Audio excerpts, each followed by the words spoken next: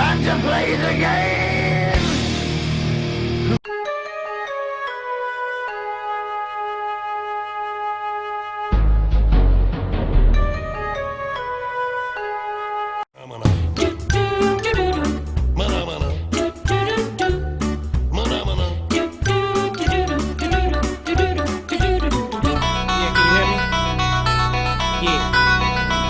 Certain things in life that you can stop, and there's certain things in life that can't be stopped. Let's go. Welcome to our world. Turn your CDs up.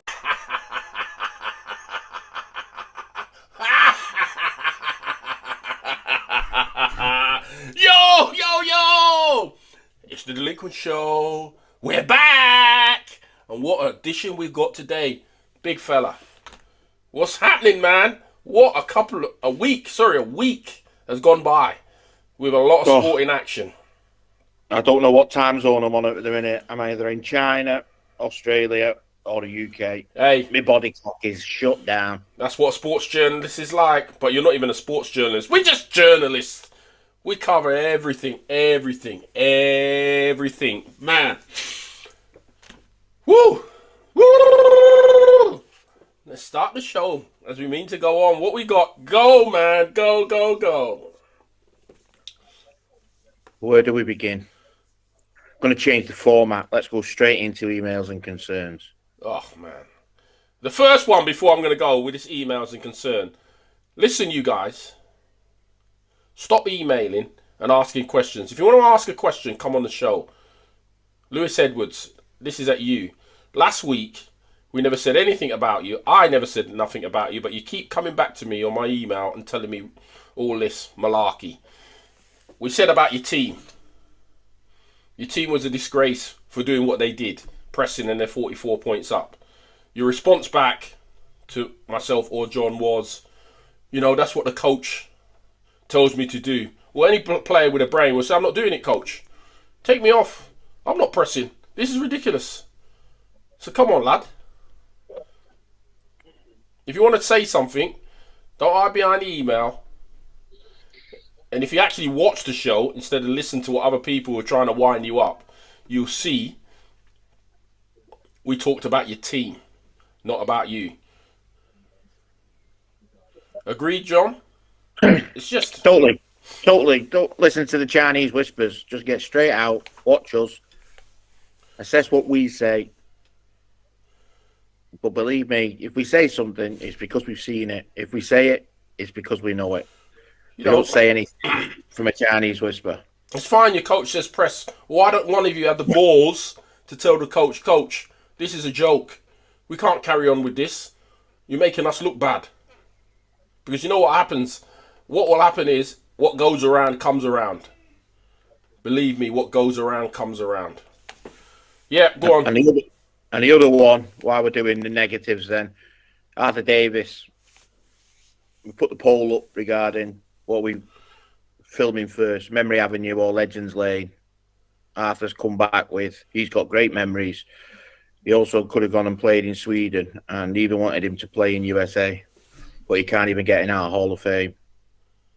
I'm sorry, the book's shut. Yeah, but the thing is... We've done his research. We've done it. No one's nominated you. Yeah. But the thing is, my friend, Mr. Davis, you got memories and you got Legends Lane or memory, whatever we've got. I can't remember. My brain's travelled this morning. Give us one of your memories. Give us a legend. Forget about the Hall of Fame because it's just not going to happen right now until somebody says, till we get the round of nomination. Give us the memories. Give us the legends. Okay? That's all you got to do, brother. That's all we're asking for. We must have positive emails. We have got a positive one. Last night. I need to take a drink. Yesterday, I did put on the Facebook page. That's it for a while regarding the footage. And then, like, Alakazam, it pops up in the emails. Hold on. Say that again. Alakazam. Don't start like Alakazam! Hang on a minute. Yeah. We're about 4 minutes into recording here. Who sponsors the show? What? Just like that? Alakazam! Da Vinci Mobility. Ha! You thought you could get me, but I'm good. I'm good, lad. I'm good. Yeah, so I guess this inbox last night, thought it was a picture, but it had press play on it. So then the camera goes down this list of all these VHS cassettes. Oh. We've got new footage coming in soon. What? We've got more footage coming in soon. Did from way back. Did I hear right? 30-year-old footage. What? That was when I started. Is it me? 30 you started 30 years ago. Yeah. You was in GB 30 years ago, you crank. Oh, okay. So it's not me. Is it you? No. But our very good friend, Hall of Famer, legend, assassin, killer, jokester, Colin Price, has been in the loft in his castle and dug away at them boxes and sent me all these pictures and videos of what he's got. Wow. I'm going to make the bones out of it and see what we need. Way to go, CP. Way to go, CP. Way to go, lad. Colin Price is Super White Army. They call it Price's Super Red Army. Get in there, lad. Good job, man. Way to go, CP. Yep. So that's it with emails. Straight over onto shout-outs. Yeah. Les Fountain. Good old Les. Always interacting. Top bloke. Even a grade 2 coach, he was telling us the other day. I did say to him, that doesn't mean anything with this current regime. Yeah, you're overqualified, Les. You're overqualified. Yeah, you're overqualified. Paul Buttery yesterday. I bet you had a great time, but Leeds. Did you know, John? Leeds haven't won at Wembley for over 30 years.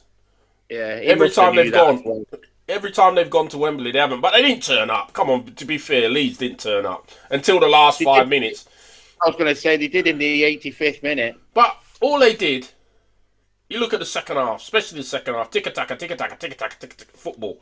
Get the ball in the box. The guy's 6'8". Get the ball in the box. And why didn't he start with Daniel James? I know.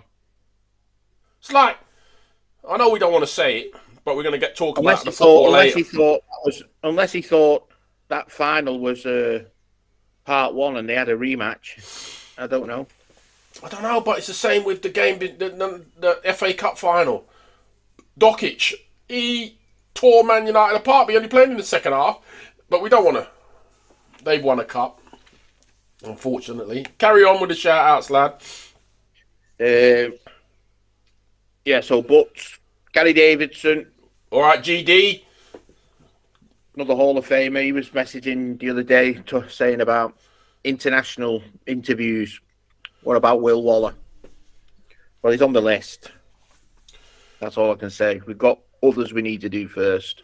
Well, what they've got to realise is it's international, so we've got to find a time that suits us all. So it is difficult, but we will get to them.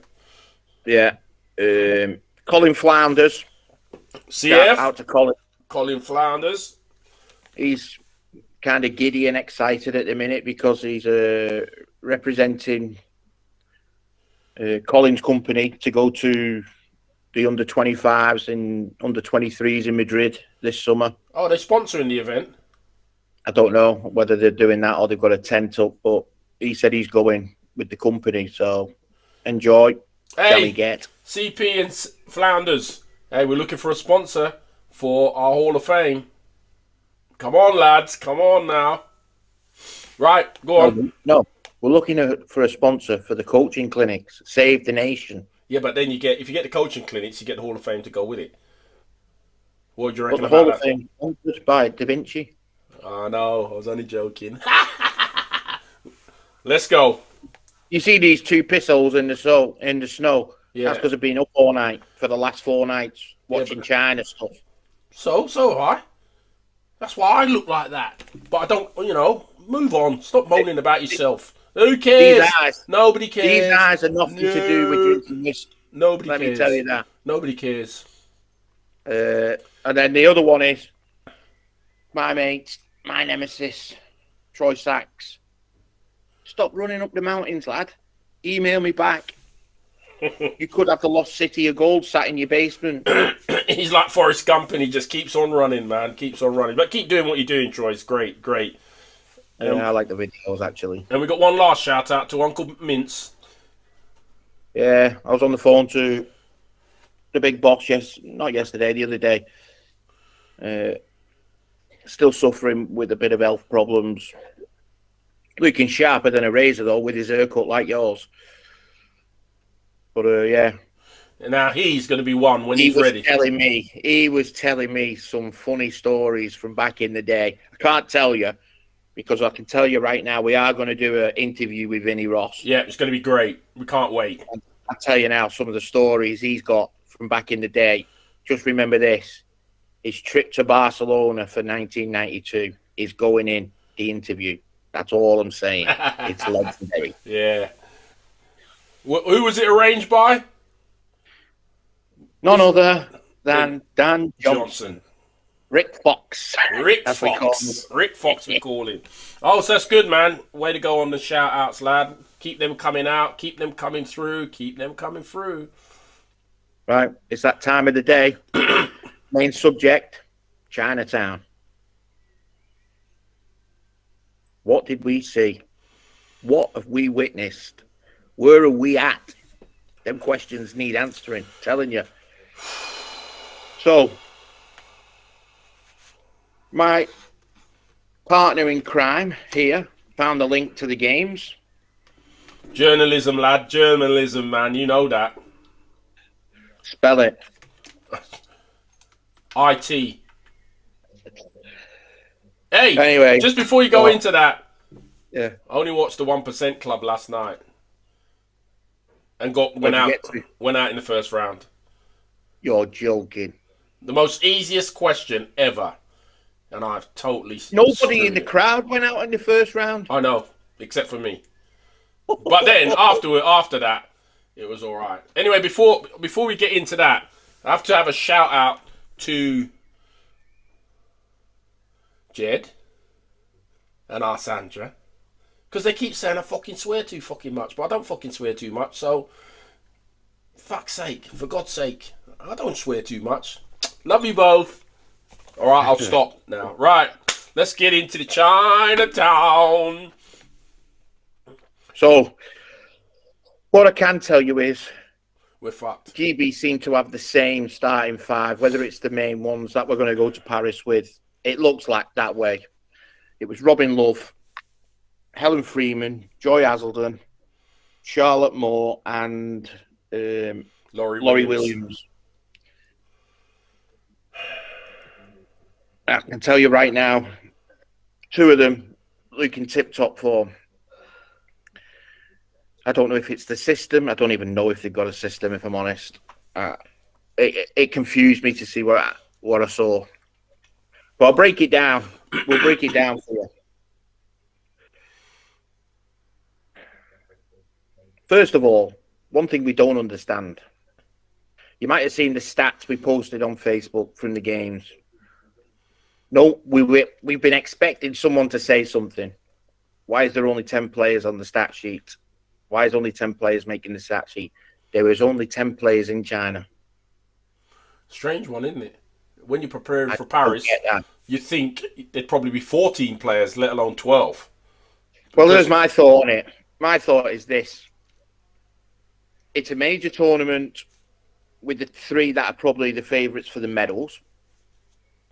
It's in the build-up to Paris Paralympics. Now, if you've picked your 12 and two were ill, why have you not thrown your reserves in? Well, yeah. Why have you gone with 10? Yeah, but, you know, it should be going with 14. We all, like, every squad I've known, especially Paralympic squad, we've always had 15 free reserves because you never know what can happen. And the reason you have free reserves is when you're practicing, if someone's got an injury, a little niggle, the reserves fills in.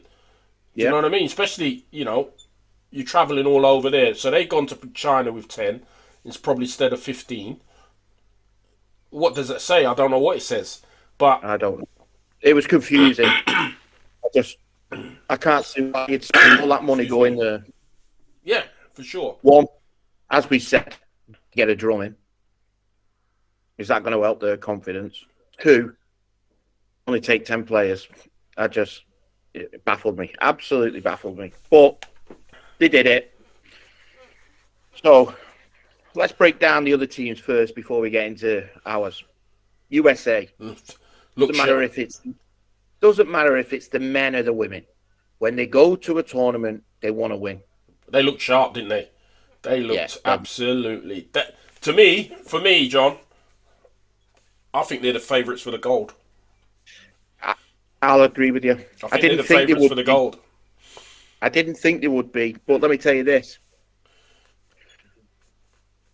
With the chipping and changing you do in these pre-Paralympic tournaments, in that Chinese tournament, we hardly saw Gonzalez and Rebecca Murray line up at the same time. And they won the tournament. And they won it. They're my favourites because, like, wow. their press is out of this world. They've got a scorer who can score at will. Scorer? You're on about Gonzalez. I'm talking about Gonzalez.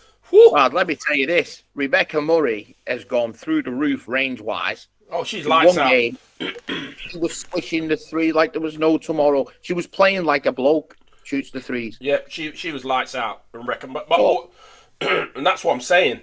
The big difference with the USA team, they got something from the outside. They got something from the inside. They know exactly. Their fundamentals are great. Their coaching is really top notch, and it's no coincidence that the coach played the game. Christina. Yes, he did. Our friend Christina played the game, and she coaches like she plays the game. I can't wait to see Gonzalez and Rebecca Murray on the floor at the same time. I can't. And you know who else wasn't it? Who else? Holloman as well. Jesus, because they just mixed the match, but they were terrifying. If I'm GB now, I'm hoping I get past the quarterfinals. And then we move on to the Dutch. Interesting. I'm going to tell you this right now. In the last game of the tournament, the Netherlands v GB, after they shook hands and the referees say 3 minutes to go, GB went doing layups. You know what the Dutch were doing? Sprints. They were towing each other in sprints, towing. You think you do that when you want to win a game or you're taking it serious? That whole tournament for the Dutch was just a pure preparation thing. Well, for me, he was looking at different lineups, looking at different players, seeing what he can get from these different players, see which players mold together, and that was it. He was just sharpening it, taking everything in, making notes for the teams, because the reason they gone to that tournament because they know the gold medals is coming from that tournament. Yeah, virtually. And because where we've been in Holland, where they have their camps, they're together non-stop once they get back from China. Yeah, and he will break down every single tape, everything he will break down. And to be fair, yes, GB beat them, but GB beat a team that weren't even playing. No, they weren't. They were weren't trying. Yes, in the last game, even though GB lost, the Netherlands never pressed. If they wanted to turn it on, they could have pressed. They could have put the game to bed in the first quarter if they'd have pressed. He was just trying. Van der Linden is an artist, and he went to draw a picture in China with a blunt pencil.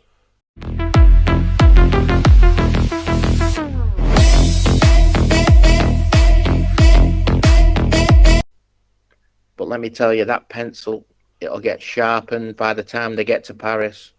He'll be pinpoint. Them Dutch, telling you. And like, going with so let's carry on. Who else? We had China. China just looked like China. What China do? They're very, I would say, very robotic, but they're very, very pinpoint in what they do. Their press was frightening. Yeah, it was. The ball movement has a purpose with the Chinese. Yep. The ball movement has a purpose. It doesn't look for the sake. It doesn't look like they don't. When you watch them, they don't take a shot for shot's sake. Everything is percentages by them. Everything is by percentage. So for them, you know, and the game against them, the final game, USA and China, was a great game. Oh, that was the game of the week. I think the difference between that was that USA had more quality in the scoring front. They had more quality. Press for press, it was even, but the quality was better. Come Paris, all three of them, China, USA, and the Netherlands, the pressing. And who else is going to join the party? Well, Canada are going to join the party.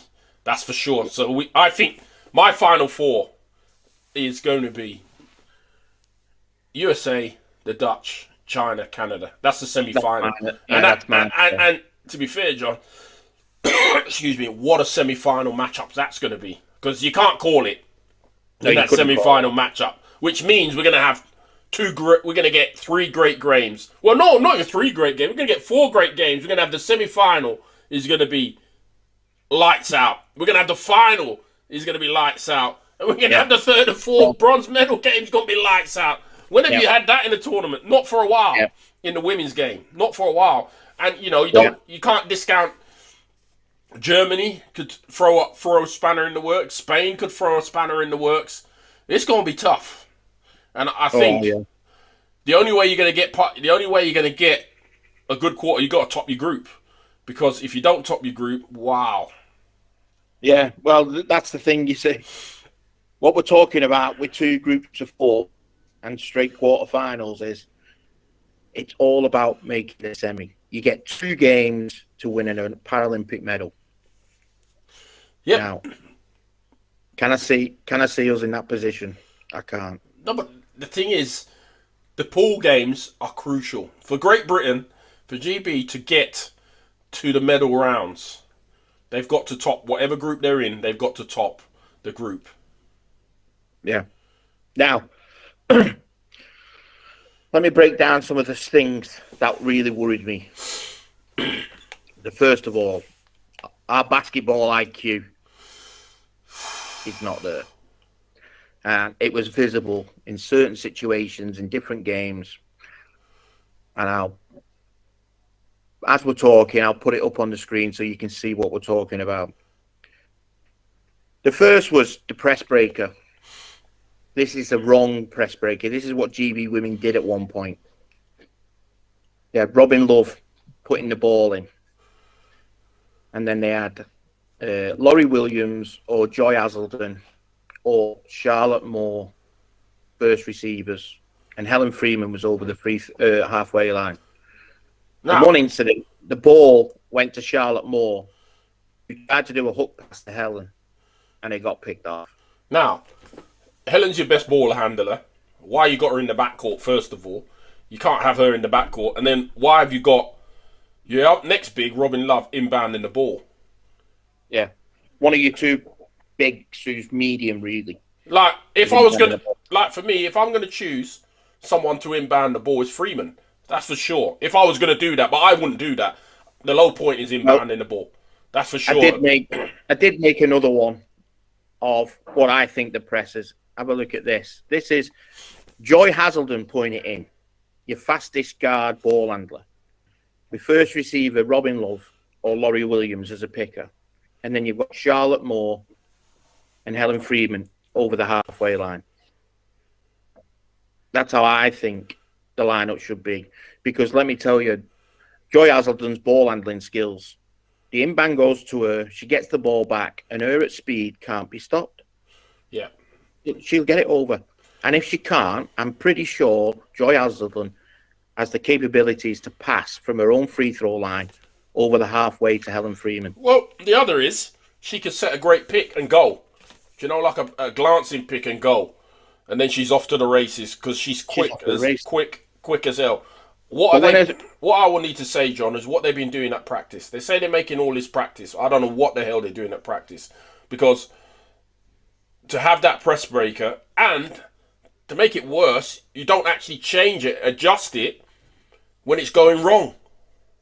Well, it wasn't just that. It was, you spot the fundamentals in a game when you watch a game.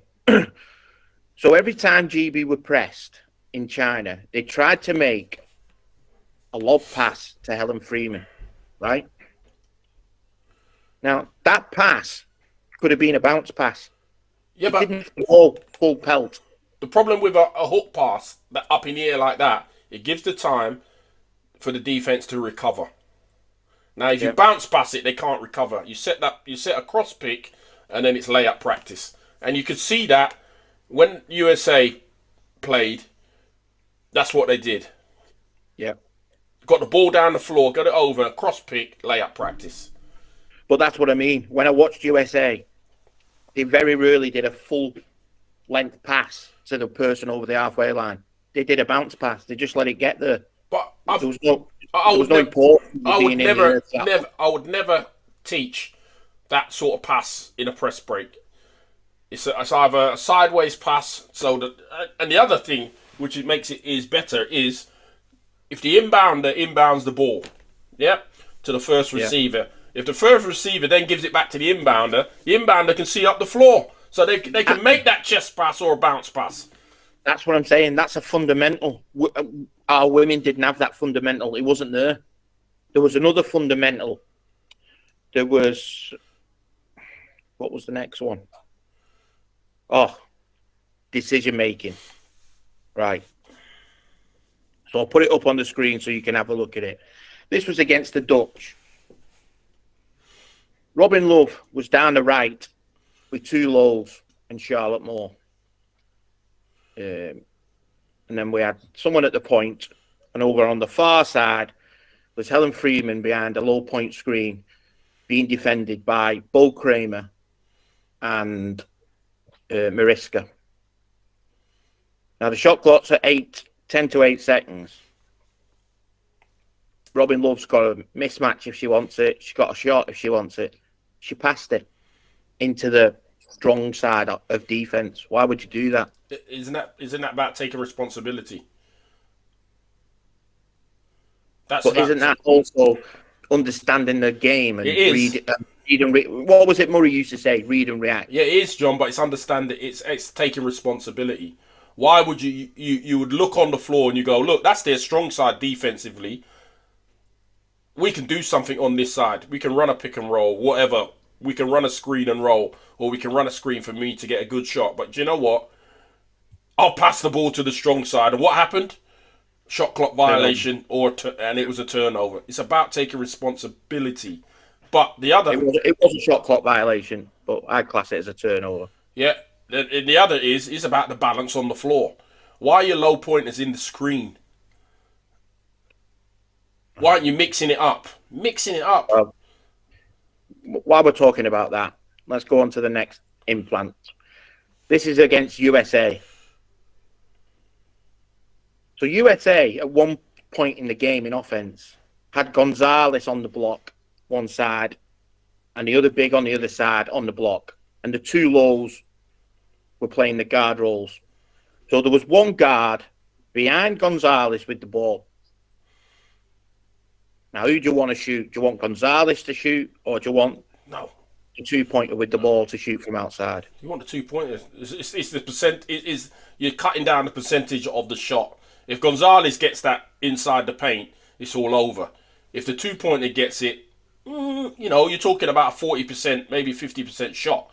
So, I'll say, if you can make it, it's different. If she's made 5 in a row, you say, we got to jump hard. If she's not... No, but if she hasn't, and all she's waiting for them to jump so she can release Gonzalez in, it's madness. They don't understand the game. So they were jumping, and they were jumping from the base. So Robin Love jumps out from the base, forces the ball handler towards the point, and Gonzalez rolls in for a layup. But why are you jumping? Why would you jump from the baseline? We've said it in many shows. Pick your poison. Yeah. Who do you want to win the game? Why would you jump? Think of it this way. Zuckerberg was the 2-point guard, I think, for USA.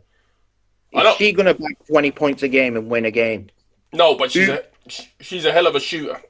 Exactly. But the way that they set up was perfect to make the Robin Love come from the baseline. You just don't do that, because if you send the guard out, You force Zebra down to the baseline, and you still got a good matchup. You got big on big. By coming over underneath, with Robin coming up, you got big on little. So Zebra just drives to the left, and just an easy pass, and she's got a post-up shot. And another one was, think of it this way. The reason you don't jump out from the base is this. How many people do you have in defense? Yeah, 5. 6. And the baseline. And the baseline, 6. You always have 6 because the baseline now is a defender because of the rule. Therefore, trap them low. Force them low. But hold on, though. If you do, and this is the key to it, if you do come from the baseline, the guy who's defending the point has to drop back in. Yeah. Absolutely. So it's a 3-man. Who's at point? The 1-pointer was at point. So it's a 3-man rotation there. The guy at the point drops into the pocket. We got the coverage. Then they have to pass the ball. Think of it this way. It's exactly the same as when we, the men, played USA in Beijing. When they had Eric Barber at point. We was happy for him to win the game. We was happy for Eric to win the game. So that's why the triple switch down was effective. Yeah. Now, if the triple switch was up, you'd have had Joe Chambers having the game of his life, Jeff Glassbrenner having the game of his life. Layup, layup, layup. But you got to practice the triple switch or the quadruple switch. So now, if you've got a great shooter at the point, say it was Rebecca Murray at the point, you can't switch off of her, so you switch from the 4th person. That 4th person dives down. The other forward on the other side just comes in a little bit to make the cover. But I don't think they learned any of those. I don't think they know any of those. Because when you watch the game, you can tell they don't know. Because when the ball's on the wing, the guy who's marking the point guy is right on their foot plate. So you can tell that they don't understand the game. They've not understood where they should go. Now, let me tell you this. Before we even go on to the next point, I am not going to try and say the Chinese players' names. So don't ask me. I'll describe who I'm talking about. But I can't say them names. Okay? Against China, I've seen the most bizarre thing you have ever seen. When GB played China. So China have a big. What's her name? Her name is Don't Miss a Lot.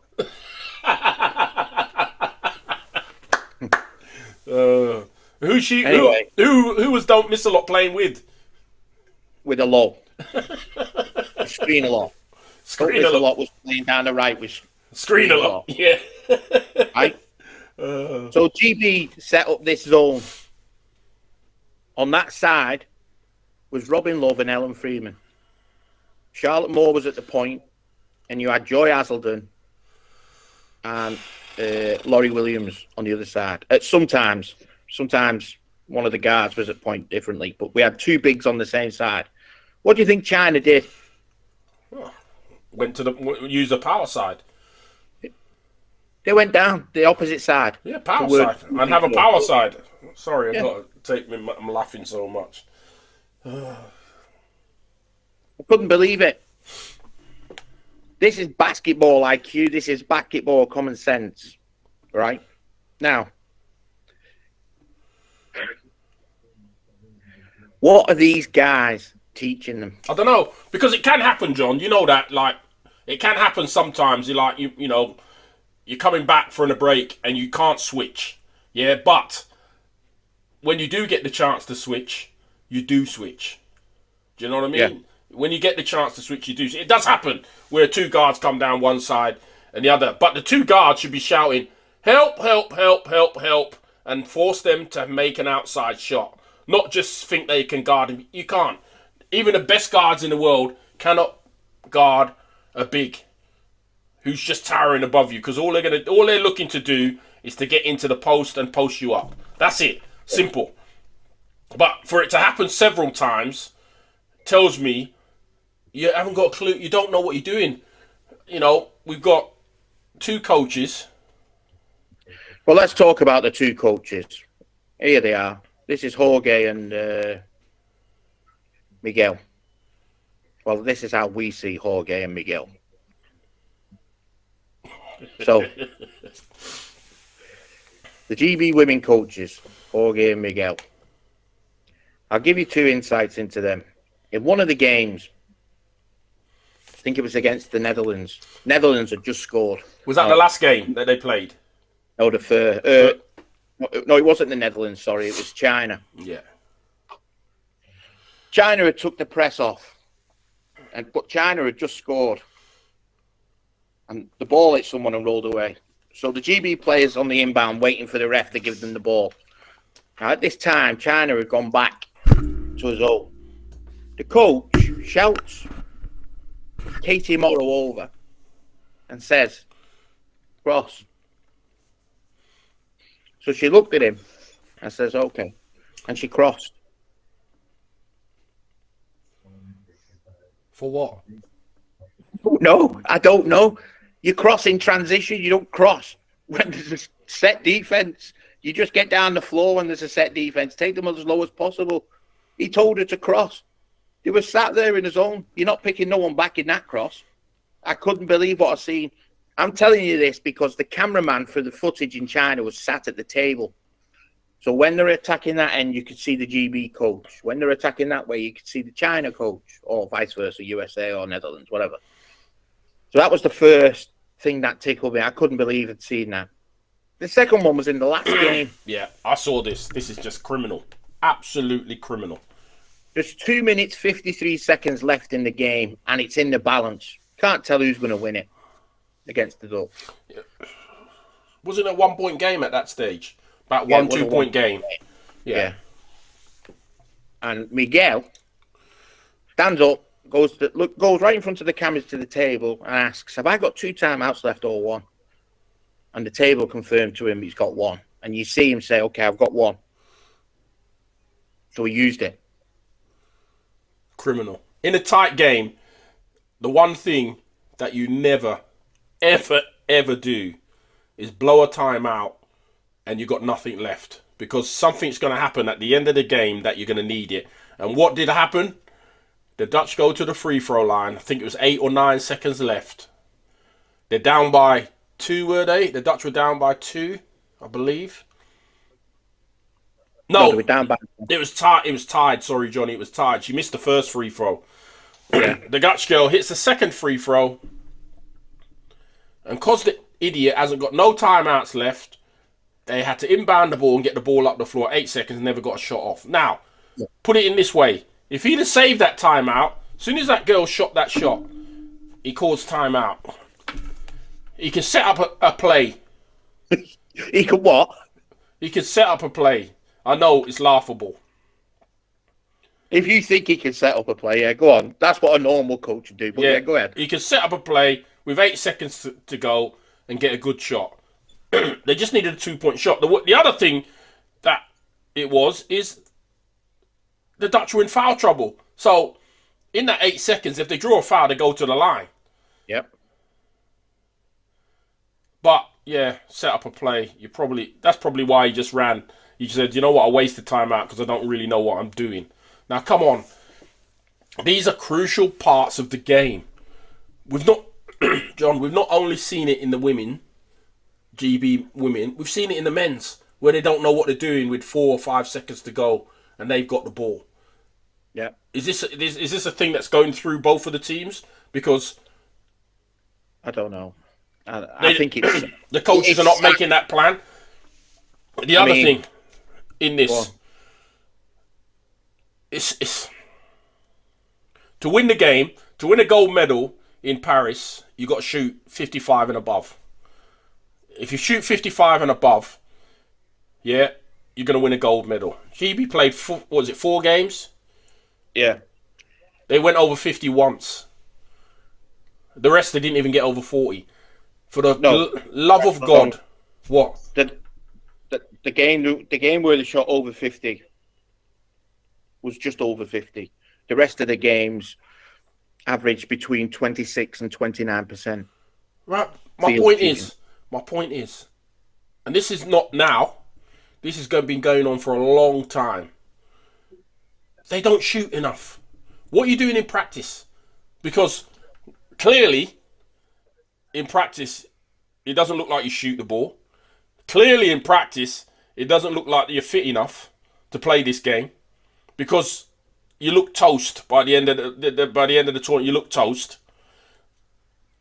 Third, you don't know how to run the game. So when it comes to those tricky situations, you haven't got a clue what's going on. What I picked up on that, what you're talking about, and this is going back way before Murray time. This is going way back. We had, in the build-up to Sydney 2000, a whole wall with a piece of paper on at Lillyshaw. With your name on. And you had to take 1,000 shots and mark down how many you made out the 1,000. And you had to do it in pairs. And you had to do it from 2 hotspots. Now, in case you didn't know what a hotspot was, that's your money shot. So I was paired up with I.W.B.Delinquents, and me and him did threes. He did free throws as a hotspot, and I did left side bank shots. Now, taking 1,000 shots sounds simple, but taking 1,000 shots and marking them down and then going back and going again was pure agony. Yeah, but we done it over a week, didn't we?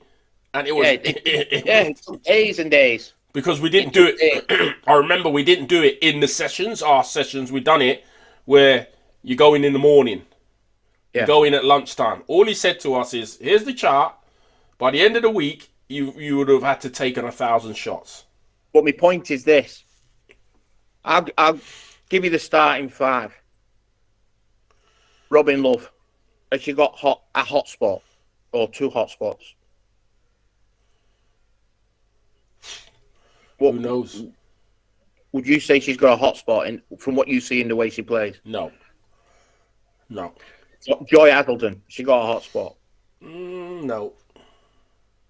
Laurie Williams. No. Helen Freeman. I don't know. It's like... Well, let me tell you this about Helen Freeman. I don't care what anyone thinks regarding this, because it's in footage for you all to see. When she's behind the screen and she turns, when she receives a ball with her back to her screener, and she turns behind the screener, left-handed, she fakes the shot and then moves and then passes it. What are you faking the shot for, Helen? No one jumped you.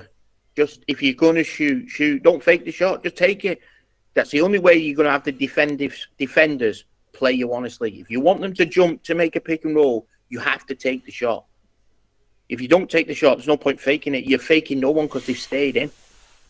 Yeah. And then the last one, this player has got a hot spot. Charlotte Moore. Free throw line. When the defense sags, I'd say that's the only one player out of the starting 5 who has a hot spot. Charlotte Moore. The thing is, if you're playing them, and all the good coaches out there, the top 4 or 5 teams are going to say, do you know what, they can't make an outside shot. So we're not jumping. Let's see if they can make it. As simple as that. Now, for me, so John, in the next, what we got, 100 days, less than 100 days. Yeah. What would you be doing at practice?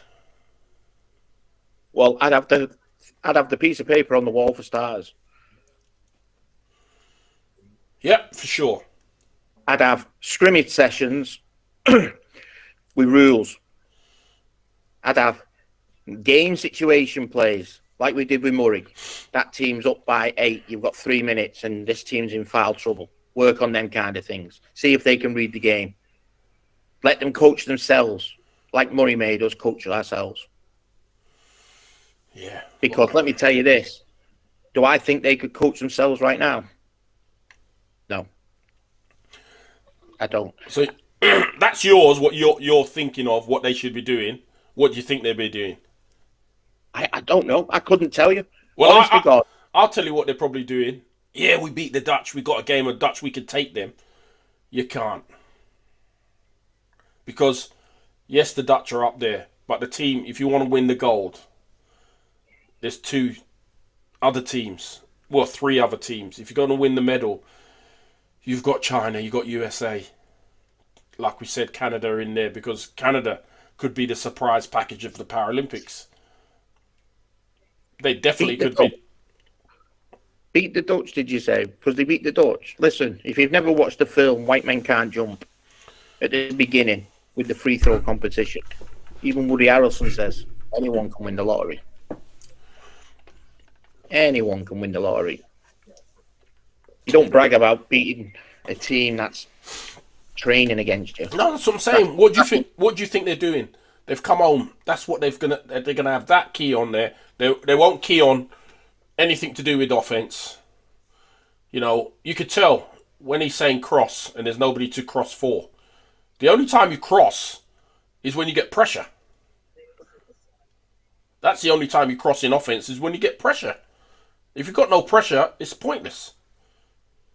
But what I liked is if everybody's going in transition in a straight line and the ball handler crosses between everyone going in a straight line, 9 times out of 10, the defenders are all eyes on the ball and then someone ghosts in. It's so, the game is so simple, yet they make it look so difficult. I just can't believe it. But moving on, let me finish with this phrase regarding this. It's shameful to think we are less than 100 days out. Players are not are the players to blame? No. Or for what level they're at? Are the coaches to blame? Yes. Well, I don't think they are, Saint. Well, I think they are because they're out of their depth. I think they're out of the depth. I think it's the people who put these coaches in place. You know what I'm talking about. She got a thing for that Gucci, that Fendi, that Prada. She got a thing for that Gucci, that Fendi, that Prada. She got a thing for that Gucci, that Fendi, that Prada. She got a thing for that Gucci, that Fendi, that Prada. She got a thing for that Fendi, that Prada. You band squad. I think you people have hung them out to dry. Yeah, but they're out. The association has hung them out to dry. The coaches, yes, are to blame because obviously it's their team. The problem is the coaches are going to have a bailout because they'll say, well, we never picked our team. The selection panel picked the team. Now, as a selection panel, if you've picked the team, what were you looking at? What was the criteria? If you look at it with the team, the best big that it had is Jade Atkins. Didn't really feature. She's definitely a starting 5. Yeah, she didn't look fit this week. She was way off the pace. She wasn't fit. But there's the problem. They've been meant to be training week in, week out. What are you doing? This is what I don't understand. If they've got the WPL League, so they're all over here and they can have these regular camps, which they've been having. But why are we in this position? Like I said, I see what they're meant to be doing at the WPL League at these universities. They've got strength and conditioning coaches. They've got nutrition coaches.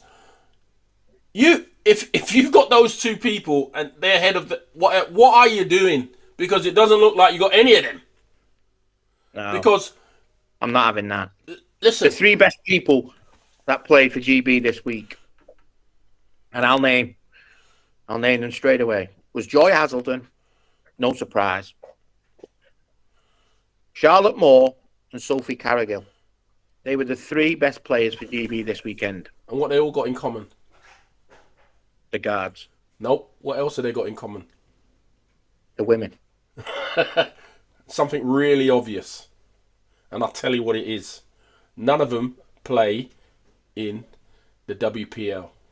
I didn't want to say it. I wanted the viewers to be saying it at the back of the screen. None of them do. They all play in the professional exactly. team. They look fit. They look sharp. Yeah, they did. You know, if you want to have a WPL and you want universities to take over teams, why don't you go to America and see what they're doing? Go to Alabama, go to Arizona and see what they're doing. Illinois. And Illinois and see what they're doing. But yeah, they were the 3 best players. I heard you got a quote of the day. Hang on, I'm not finished yet. The Joy Hazelden in the last game actually went off before the end, got out of a game chair and was ice packed up. So I just want to say I hope she's all right because she's crucial. She should be crucial to everything. The problem with Joy is because she's probably travelled from America to England to China. It's too much. Yeah. She should have gone to. She should have gone straight to China. If you're going to go, just go straight there. If not, come have a week or so back in England, relax, because she is crucial to the team. Very, very crucial. But yeah, moving on. We're not moving on yet. And do you know why we're not moving on yet? Because we did address earlier on in the show that GB turned up with 10 players. Now, we've done some research and looked back at last year's Europeans, last year's Worlds, to see which players were not in China, but were in them two teams, or some players that weren't even in them teams, but should be involved. So here's the list of the people. We've got Maddie Thompson, Amy Conroy, Jude Hammer, obviously, she's on maternity leave, Ellen Fraser, Adele Atkin, Siobhan Fitzpatrick, Michaela Bell, and Anna Blease. Where are they? Where's your pathway? Where's the 12 people that should have gone to a tournament, or you 15, as we've said? Where are they? Let's leave it there. Yep. So, before we go to our infamous break, quote of the week is a motivational one after what we've seen in China. And the quote reads this: everyone must choose one of two pains, the pain of discipline or the pain of regret. Let that sink in. And we go to a commercial break, and that is the end of part 1. I hope you enjoy our commercial break with Da Vinci Mobility. Commercial break? Commercial break. Why? Commercial break. Commercial break. You know? I thought you were thinking of your dinner. Oh, I'm thinking of my dinner actually, but no. Let's go to the commercial break. Okay, this is another public service announcement brought to you in part.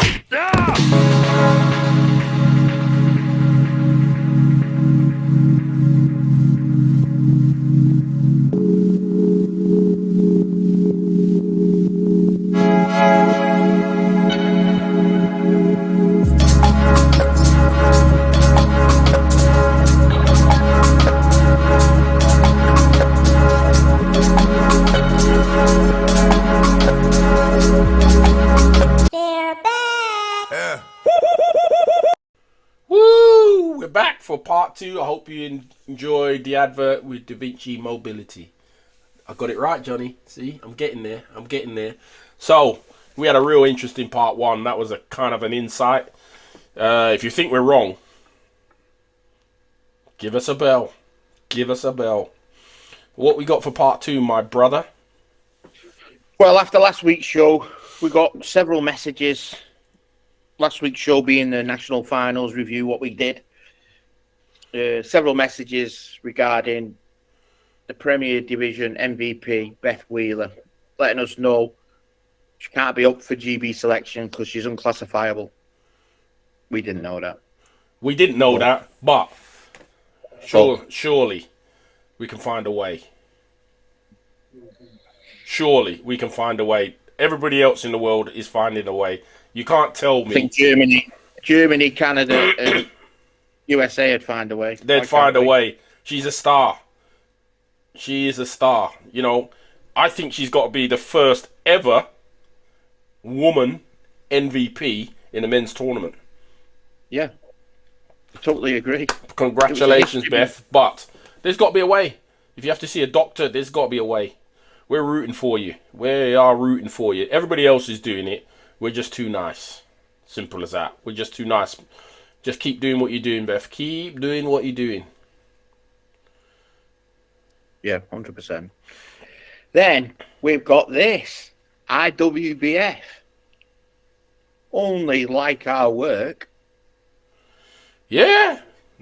They're liking our work. They're liking our Spotify. Don't forget we are now on Spotify, the Delinquent Show, every Friday. Do you know what?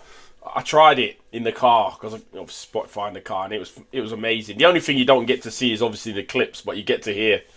Don't you think it's about strange when you hear your own voice on Spotify in your car? You're thinking, "Woo!" I hate it. Turn it down. Turn it down.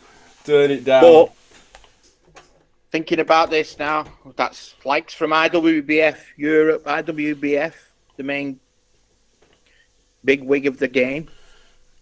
All these other countries and nations liking our work. It's just our association don't like us. Shame, shame, we know your name. Yeah, and we got something real nice for you guys. Real nice. Hold on a minute. Trust me. I'm just resorting. Yeah. We got something real nice for you guys. Yeah. Don't forget. I know it's been hard for you. I know it's been hard for them because they've had to watch every episode to see if we're still at them. No, we're not. But we're building something. Woo! If you've ever watched Making a Murderer on Netflix and seen the case file of Stephen Avery, believe me, what we're putting together would get him off. So just keep watching. The work's in progress.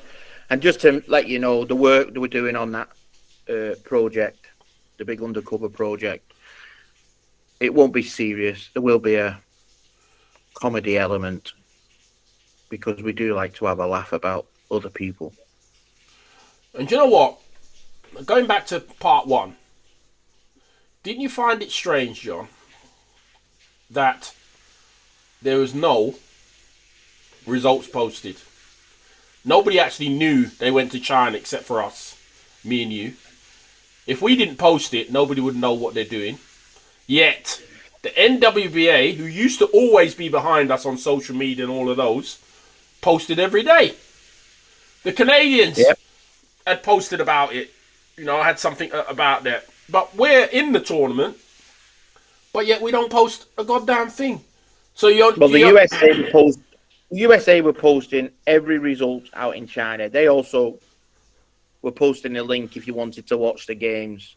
They post updates of people's individual training ready for Paris. They post videos of the intense training sessions. Now that is a world-leading national governing body, the NWBA. Hats off to you. No holds barred. They just get on with it. They promote it. But going to the point you're saying, we've had several people write in with this. We brought up in a show the other day when the association do the GB roundup write-ups, they only mention, as we said, the GB players. You know, they never mention the other people in the team that had won that weekend. Well, why are they not promoting our own stuff? GB? Yeah. They never wrote nothing about the men's Easter tournament. They've not posted anything about the China tournament. So why does the GB roundup have to be about individual players? But yet you can't promote your national team. But they don't. It's not. The thing is, it's not even a roundup. The person who's in the media should be fired because all he's doing is cut and paste. You can see that it's cut and paste. They've not watched any of the games. They don't watch anything about wheelchair basketball. Nothing. It's just cut and paste. And every now and then you get something. It's ridiculous. You know, you had the national championships. Yeah, it wasn't on top of your pile to do. You would have videos, short videos, Instagram of things going on all the time. All you took was pictures of who won it at the end. Yeah. Yeah. That's it. Yeah. You took and the other thing was when they had the photos done, the team photo and the MVP photo, they had a billboard on the floor what said nationals. It didn't say Division 1 champions. It never said Premier champions. It never said MVP. Our show did. We planted it. We implanted it because we thought we'd make that effort to make it more special for the people that deserved it. But I tell you what was good, though. They had a special guest. Did you see the special guest, John? Did you see it? They had two special guests. They had Pat Butcher and Bet Gilroy. Bet Lynch. Whoa! What? I can't, bloody hell, is that all they're spending the money on? Those two celebrities. I tell you what, that leopard skin that Bet wears, top drawer. Top drawer, Bet. Top drawer. Top drawer. But then another point was sent in by two people this week, actually. And that was After watching Ian Laker's interview, where Ian says he'd like to know in his interview what they do in the office and what they work on when they're in the office, you know, how many hours, what they do. Well, the people who've wrote in this week have said, why do they need an office? What's it for? I don't know, but to be fair, what I would say is, instead of having an office and spending all that money for an office, and I know it costs a fair packet, why don't you just build your own facility with offices in? And then you ain't got to pay thousands and thousands to go to Essex. And then you ain't got to pay thousands and thousands in rental. Why don't you just build your own? GBHQ. With 4 courts. Stop. Yeah. And then all this money that you're renting, including the Women's Premier League that you spend over $250,000 on, could go towards, what could it go towards? Your own venue. With 4 courts, offices. But you're right, John. I don't really know what they do, because if you try and get hold of them, you don't get through. Yeah. They don't reply to Facebook messages, their own posts. So they put something out there, someone will write something, they never reply. So I don't really know. And they have a media person too, don't they? Yeah. They have a lot of people. More than what's listed on their own website. Oh, it's yeah. Strange. It's a bit like the, what do you call it, the Freemasons. They must have their own private handshake and stuff when they see each other in the street, like at Greg's on the dinner break and that. But moving on. Leads on footage. Obviously, we're on the hunt for the footage. Our main aim is to save the history of the game, as you all know. But we want more. There's games out there, and it's just an effort. Believe me, we're ready to go the mile to get it done. But there's 3 elusive games we're missing that are crucial to our history. The first is either of GB Spain's games in Barcelona 92. Now, Hudson, we remember seeing your VHS collection back in the late 90s. We know you had it. Get digging, lad. Put the 3 iron down for 10 minutes. Get in the loft. Move the box of Christmas decorations. Get the cassettes out. I'm 99% sure Hudson's got it. Come on, Paul Hudson. Help us out. But then other games. I've got Kuhn Janssens in Australia. He said he was going to help look for this. But I really want to add the 1993 Berlin European final to the collection, because that is the starting point for GB success. Yeah. That was the beginning of the step ladder to glory. That's how I see it anyway. So anyone with leads on the 1993 Berlin European final, let us know. And the last one, this is probably the hardest, is Sheffield Steelers winning the Euro Cup back in the day, known as the Champions Cup today. I want that game added because, like I said, it's history of our sport, because they're the only club that ever did it. So if you've got any leads on them, drop us an hint, let us know. We'll do the work. All you have to do is get in touch. Now, go on then. It's that time where I have to hold the hands up and say, Cindy's got one right for once. He said the other day, in the last episode, I think the NBA Finals, East and West will be a sweep. It's not just going to be one sweep. There could be 2 sweeps. Now, yeah, how can you get 2 sweeps? These 4 teams are meant to be the best that the NBA have got in 23-24 season.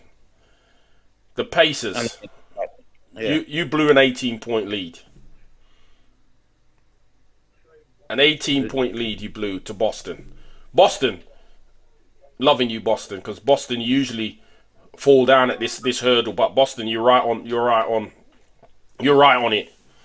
My favourite that I like watching at the moment is the Dallas Mavericks. Kyrie and Luka Doncic. Woo! Oh, They're smoking. I so desperately want Irving to get a championship.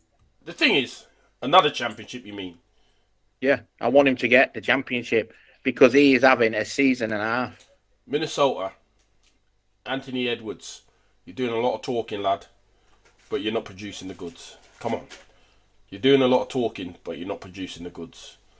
The Dallas Mavericks, last night, were outstanding. Kyrie with 30-odd. Luka Doncic with 30-odd. What makes a mockery of the whole thing is Rudy Gobert, Defensive Player of the Year, and Luka Doncic gave you a taxi. Yeah, he did, yeah. He did. It was taxi for Gobert. Everybody in the whole building, the millions watching, knew what Luka Doncic was going to do. He was going to do a step back three. Everybody except for the Defensive Player of the Year, Rudy Gobert. By the time we filmed the next show, the NBA Finals would have started. Because can you see either of those two winning a game? No, I can't. But it does make for a great finals. I can vouch the finals will not be a sweep. The finals will go 7. I believe the finals are going to go 7. Because I think Dallas will win it 4-2. No, I think it's going to go 7. I think what will happen is they're going to be split. They're going to split a game in Boston. Then they're going to go to Dallas and they're going to split a game in Dallas. And the decider will be in Boston. Where Dallas will win on the road. And on that note, let's see who's right on that read then. Seeing as Orsini's getting the sweep right. But a few admin things now. First off, it's coming soon, very soon. The Da Vinci Fantasy Football League. Anyone. You kids can be part of it. Your parents can be part of it. We want as much involvement as you can.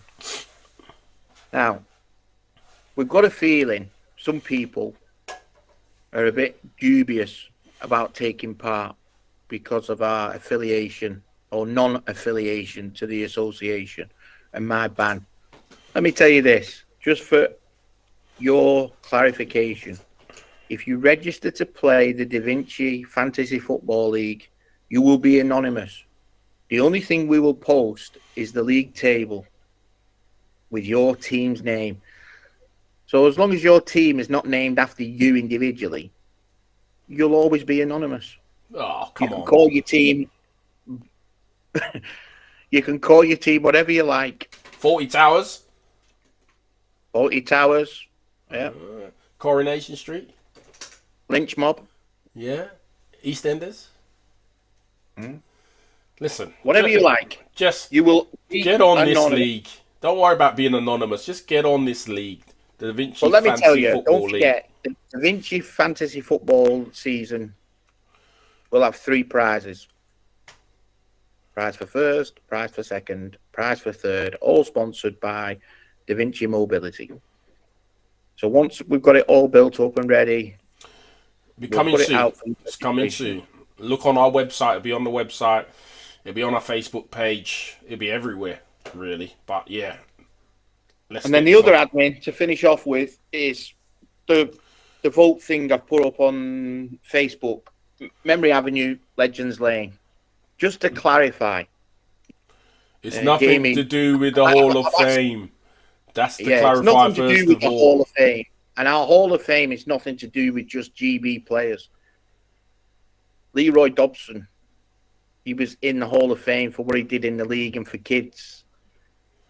The officials, nothing to do with GB players, what we've put in.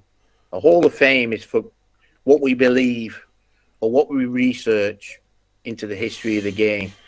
But Memory Avenue and Legends Lane, just to break it down to you, Memory Avenue will be our funniest, worst memories of our careers, the Delinquents. It'll involve camps, tournaments, flights, anything. Our memories that we think it'd be nice for you lot to hear and know about. Legends Lane is us talking about legends we seen in the game, we played against.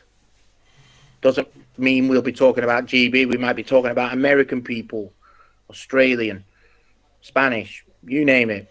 Anybody that you had a good memory of on wheelchair basketball. We Any wanna legends that you played with. sport in Legends Lane. We're promoting the sport in Legends Lane by naming legends from our era. Memory Avenue is about promoting the characters and the memories we've had during our career. I hope that makes sense. Crystal clear to me, and enjoyed the last couple of videos. I've really enjoyed the behind the scenes at Sydney, and Rick Fox was quality. But the other thing, John, I've got to say, we were preparing for a Paralympics in Sydney, yet we're jet skiing. Yeah. And the funny thing was, There were sharks in there. there was sharks, there was jellyfish. It was swarmed with jellyfish. That way we were jet skiing. Swarmed. But then again, you've got to live on a two-edged sword, because don't forget, we get to Brisbane, we check in, and what's there? In the corner of my bedroom, a funnel web spider. Pure killer. Pure killer. That's why on the trip you hear Addy, if he wasn't singing, he said, the spider assassin JP. That was because we had a funnel web in our room. Vicious. Anyway, that's been a good show. We've got to wrap it up now. We will see you all next week for another Da Vinci Mobility sponsored Delinquent Show. I'm out.